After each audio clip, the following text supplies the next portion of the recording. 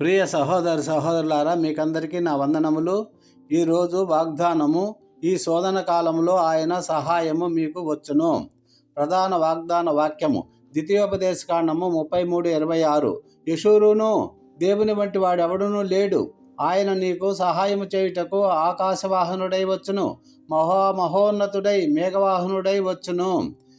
శోధన కాలం అంటే ఏమిటి? ప్రియమైన దేవుని బిడ్డలారా, మన జీవితంలో శోధన కాలాలు తప్పనిసరిగా వస్తాయి. ఆర్థిక కష్టాలు, ఆరోగ్య సమస్యలు, కుటుంబ భారాలు, మనుషుల వలన నిర్లక్ష్యము, వీటి వల్ల ఈ సమయాల్లో మన హృదయము అడిగే ప్రశ్న ఏంటంటే, ఈ పరిస్థితిలో నాకు సహాయము ఎక్కడి నుండి వస్తుంది? ఈ ప్రశ్నకు దేవుడు ఇచ్చిన సమాధానమే, ఈ శోధన కాలంలో ఆయన సహాయము మీకు వచ్చును. ప్రియులారా, వాగ్దానం యొక్క బలము ద్వితీయోపదేశకాండము 33:26లో మోషే ఇజ్రాయేల్ ప్రజలకు చివరగా ఇచ్చిన ఆశీర్వాద వాక్యం ఇది. ఆయన నీకు సహాయము చేయుటకు ఆకాశవాహనుడై వచ్చును.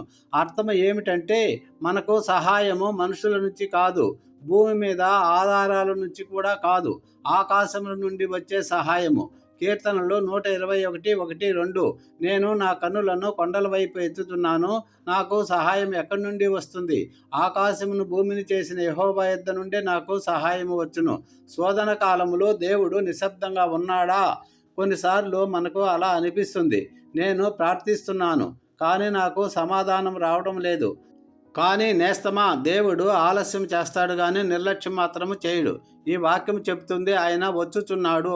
అది మనం ఊహించిన విధంగా కాకపోయినా అది దేవుని సమయానికే వస్తుంది.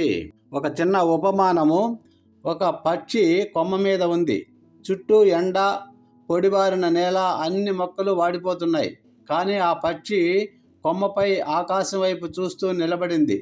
ఎవరైనా అడిగితే అది చెప్పేది వర్షం వస్తుంది, ఎందుకంటే మేఘాలను నడిపించేవాడు దేవుడే గనుక. అదేవిధంగా నేస్తమా, మన శోధన కాలములో మన జీవితము ఒక పక్షిలాగా కనిపించిన మేఘవాహనుడైన దేవుడు మనకు సహాయం చేయడానికి వస్తూ ఉన్నాడు. మేఘము అంటే ఏమిటి? దేవుని సన్నిధి, దేవుని మహిమ, దేవుని కార్యం. ఇజ్రాయేలు ప్రజలు ప్రయాణంలో మేఘస్తంభము వారిని నడిపించింది. అంటే శోధనలో ఉన్నప్పుడు, దారి కనిపించినప్పుడు, భయం చుట్టుముట్టినప్పుడు దేవుడే ముందుగా నడుస్తాడు. శోధన కాలం శాశ్వతము కాదు. దేవుని సహాయం ఆలస్యమైన ఖచ్చితమైనది. మనకు సహాయము ఆకాశము నుండే వస్తుంది. దేవుడు మహోన్నతుడై మన పక్షాన నిలుస్తాడు. ప్రియమిత్రమా, ఈరోజు మీరు శోధనలో ఉంటే ఈ వాక్యాన్ని గట్టిగా చెప్పండి. ఈ శోధన కాలంలో ఆయన సహాయము నాకు వచ్చును. ఎందుకంటే దేవుడు ఇంకా సింహాసనంపై ఉన్నాడు. ఆయన ఇంకా మేఘవాహనుడే. ఆయన ఇంకా మీ పక్షానే ఉన్నాడు. ముగింపు ప్రార్థన. పరలోకపు తండ్రి దేవా, ఈ శోధన కాలంలో మేము ఒంటరిగా లేమని గుర్తు చేసినందుకు ధన్యవాదములు. ప్రభువా, మేఘవాహనుడై మా జీవితాలలోకి వచ్చి మాకు సహాయం చేయుము. మా విశ్వాసాన్ని బలపరిచి, మా కన్నీళ్లను తుడిచివేసి, మా జీవితం మీద నీ మహిమ కనుపరచుము. యేసుక్రీస్తు మధురనామంలో ప్రార్థించి పొందుకుంటున్నాము తండ్రి. Amen. Thank you Jesus. God bless you all. ప్రియులారా, దేవుడు మిమ్మలను మీ కుటుంబాలను బహుగా దీవించి హెచ్చించునుగాక. మీ ప్రయత్నములన్నిటినీ సఫలీకృతము చేయునుగాక. మీకు కలిగిన సమస్తానికి కంచె వేసి కాపాడునుగాక.